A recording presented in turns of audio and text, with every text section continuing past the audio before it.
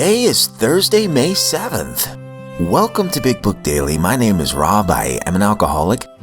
It is a thrill, honor, and joy to be here with you today as we journey through the Big Book of Alcoholics Anonymous and the 12 Steps and 12 Traditions. Today out of the Big Book, we're on Chapter 8, Two Wives. We'll read the rest of page 112 as my cat scurries across the garage. Out of the 12 and 12, we are still on tradition number 2. We'll read page 135. And of course, we'll read the 24 hours a day and daily reflection. So with that, hope y'all are doing well this morning, my friends. Life is good over here. Woke up another day sober. I actually woke up on time this morning, which, like early, a little after 3. Lately, I've been sleeping in. I don't know what's been wrong with me, but it feels good to get back on my regular routine. And again, just this one day at a time program of just working on our spiritual maintenance today. Not necessarily forgetting what happened yesterday, but letting the shame or the guilt and all the things that might have went wrong yesterday go. And use that experience as an opportunity to be a better person today. So even through the hard times, or maybe even especially through the hard times, many good things can follow. So with that, let's go ahead and get to the good stuff. Oh, and the Flyers won last night. Life is good.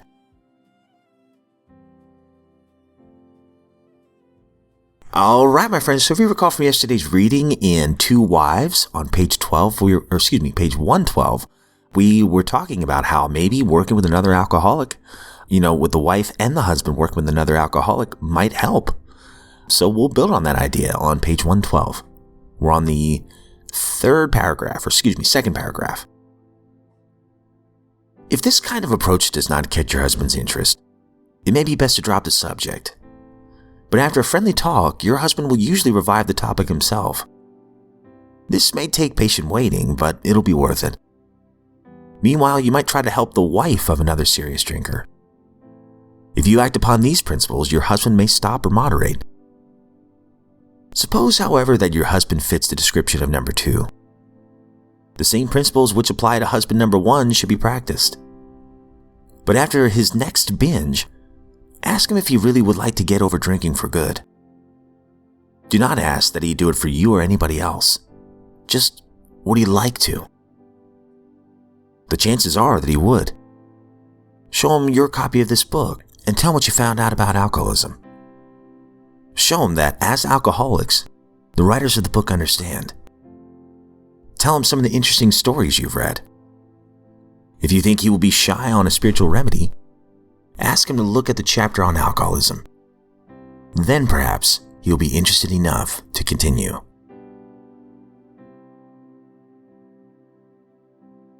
Out of the 12 and 12, we're on tradition 2.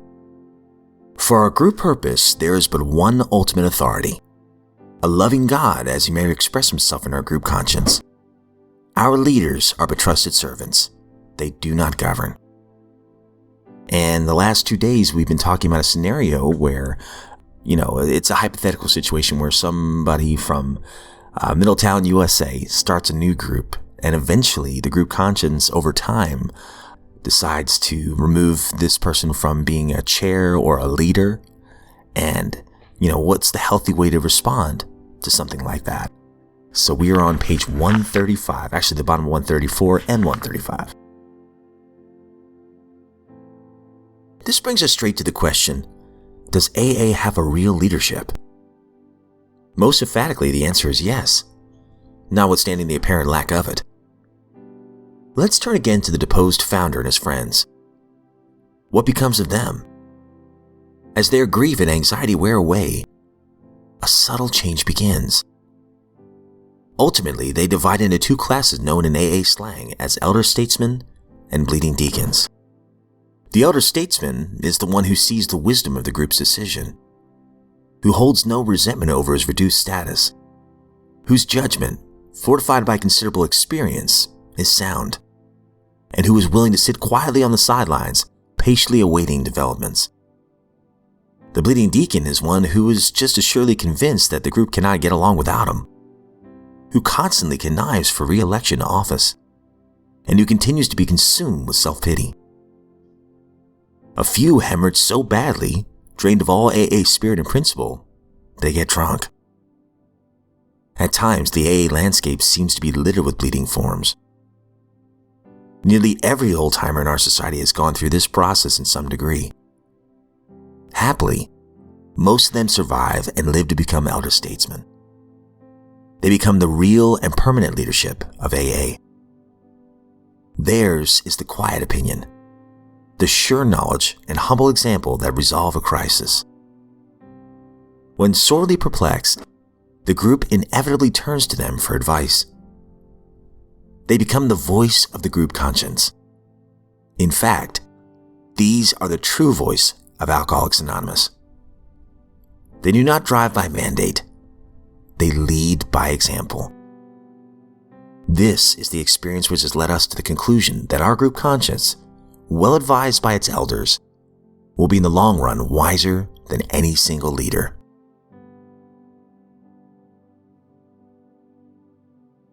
"24 hours a day, May 7th. AA thought for the day. It's very important to keep in a grateful frame of mind if we want to stay sober. We should be grateful that we're living in a day and age when alcoholics aren't treated as often as they used to be treated before Alcoholics Anonymous was started. In the old days, every town had its town drunk, who was regarded with scorn and ridiculed by the rest of the townspeople. We have come into AA and found all the sympathy, understanding, and fellowship that we could ask for. There's no other group like AA in the world. Am I grateful? Meditation for the day. God takes our efforts for good and blesses them. God needs our efforts. We need God's blessing. Together they mean spiritual success. Our efforts are necessary. We cannot merely relax and drift with the tide. We must often direct our efforts against the tide of materialism around us. When difficulties come, our efforts are needed to surmount them. But God directs our efforts into the right channels, and God's power is necessary to help us choose the right. Prayer for the day.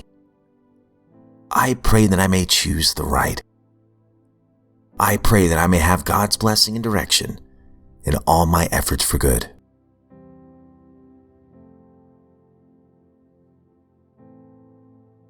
Daily Reflection, May 7th. Respect for others. Such parts of our story we tell to someone who will understand, yet be unaffected. The rule is that we must be hard on ourselves, but always considerate of others. Alcoholics Anonymous, page 74. Respect for others is a lesson I take out of this passage. I must go to any lengths to free myself if I wish to find that peace of mind that I have sought for so long. However, none of this must be done at another's expense. Selfishness has no place in the AA way of life.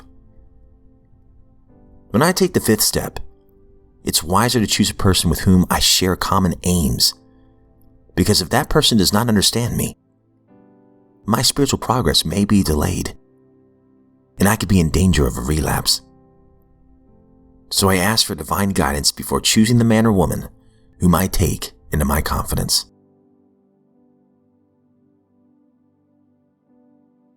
All right, my friends, that concludes today's reading, and some beautiful stuff as always. Oh my gosh, well, the daily reflection, while it's fresh, choosing the right person to do a fifth step with and to share my inventory with. Thankfully, oh man, I've had several people that I could confide in, and all of them have a couple things in common. One, it was somebody I trusted. Two, it was somebody that I respected and had something I wanted. And that was a lot wiser in the big book than I was, and still am. And three, it's somebody that I knew wanted what was best for me, you know. And I can think of a couple men that were like that, and I'm so grateful. I didn't intentionally look for these things, although I probably should have. But I found in hindsight that these were men, when I thought of the real reason why I decided to confide in these men, those are the things that I noticed in common. They kept it in confidence, they had something I wanted, and they were smart in the big book, and I could tell that they had my best interests in mind. And then sure enough, when I would tell them these things that I was so afraid of telling anybody about, they all kind of had similar reactions. They thanked me for trusting them. They told me the truth in love. They gave me some strategies to try to correct this behavior, and also some tips of whether or not I need to make direct or indirect amends in the future. And also, they prayed with me. How blessed am I, you know? And then going back to the 24 hours a day talking about gratitude. I mean, thank God I've got a fellowship, that a group of people that can help me like this, you know?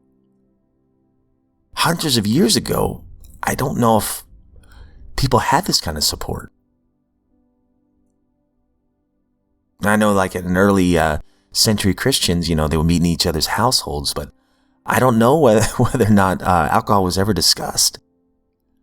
But it's so nice that nowadays, in the year 2026, we can hop on a meeting at any time with people that have the exact same issue and the exact same solution that we have.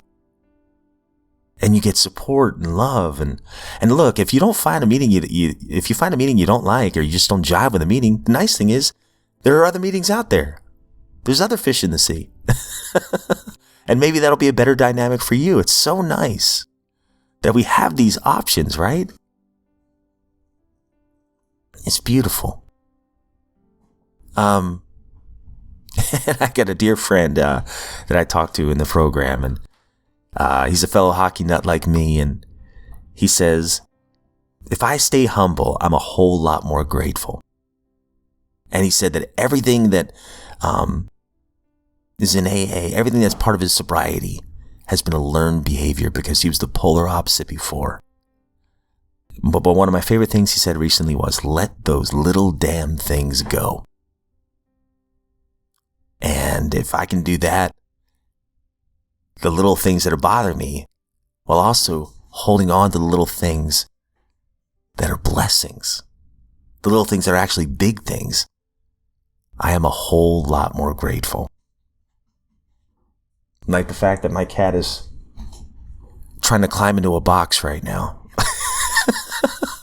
Ray is, she's a little thing. She was a little curveball, a little surprise, you know? Okay, I'm looking around my garage here. I have a drawing that my dad did a long time ago, back in 1998. My dad used to work at a factory in Philadelphia, and he had an artist that would do like these cartoon sketches, right? So my dad surprised me with this old drawing, and it's a picture of me holding an Atari controller. And it's funny because on the table, there's an Atari. There is a bunch of cassettes, because I used to have these mixtapes of 80s metal and punk and all that stuff that I would listen to while I was playing video games. And my dad wrote at the bottom a little caption, what else is there to do? which is inaccurate. I was outside a lot playing hockey, or my dad would toss the football around with me and things like that. But anyway, these are the little things I'm grateful for, right? That I had a father that wasn't my biological dad, but treated me like he was his son until the day he passed in 2015. I'm thankful that I had a man like that in my life.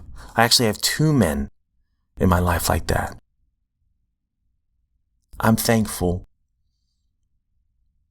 for my little Godzilla sketch that my son drew for me. I'm thankful for just another day, the breath in my lungs, a cup of coffee in a world's best dad mug right now. It's the office style, right? World's best boss. I got this at Spencer's Gifts. Just kidding. My wife got this for me. Or it might have been a Father's Day gift. I can't remember.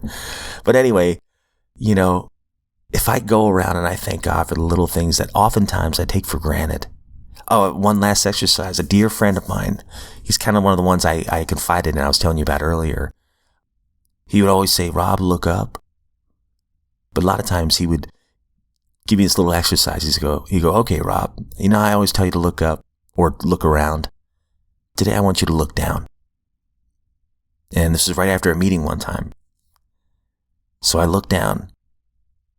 I was in the grass with him, and right at the foot of it, when I started really looking closely, I could see these tiny little blue flowers sprouting from the ground. And he would just kind of tell me, there are so many little blessings that we fail to see sometimes because we're not looking. Or we're looking the other way at the negative things. So it goes back to what my good old buddy, my hockey nut says. If I stay humble, I'm a whole lot more grateful. And this truly has been a learned behavior. And today, those little things that bother me, I'm going to let those little damn things go. And the little things that are blessings, well, I'm going to thank my higher power for those. But my friends, I've rambled on way over. I hope you all have a great day today. If you're sober, I hope you know that you're a miracle. And those who love you are very proud of you. And I'm proud of you. That is an amazing thing. That is a second chance or a third or 1,000th chance. And somehow today we're sober. Wow. And if you're not sober, I hope you know that you have great worth and value and you are worthy of recovery. And your story's not done yet. So I pray that you get the help that you need today. And we're here for you. We've got your back. You don't have to do this alone. All it takes is honesty, open-mindedness, and willingness. That's it. That's how you can get sober. It's beautiful stuff. And finally, guys, I don't speak on behalf of AA, NA, Al-Anon, any other sect. I am just a joyful drunk in this lifeboat of recovery. And thank you so much for the emails. Please, if you'd ever like to share your experience, strength, and hope, I love, and I mean it, I love sharing your stories on the show. Every single email that I've ever received about somebody's experience, I've gotten something out of. And I write things down and go, ooh, that's a great one. I never thought of that before. So trust me, if you think that your story is not going to bless anybody, that's a lie. That is a lie. You have learned unique things that I'd be honored to carry on to whoever's out there that might be listening. So I just want you to know that I'd be honored to share your story. BigBookDaily@gmail.com. You can always join our Discord server. I'm starting to get the lay of the land on that. And it's kind of cool to have some fellowship with some listeners and everything.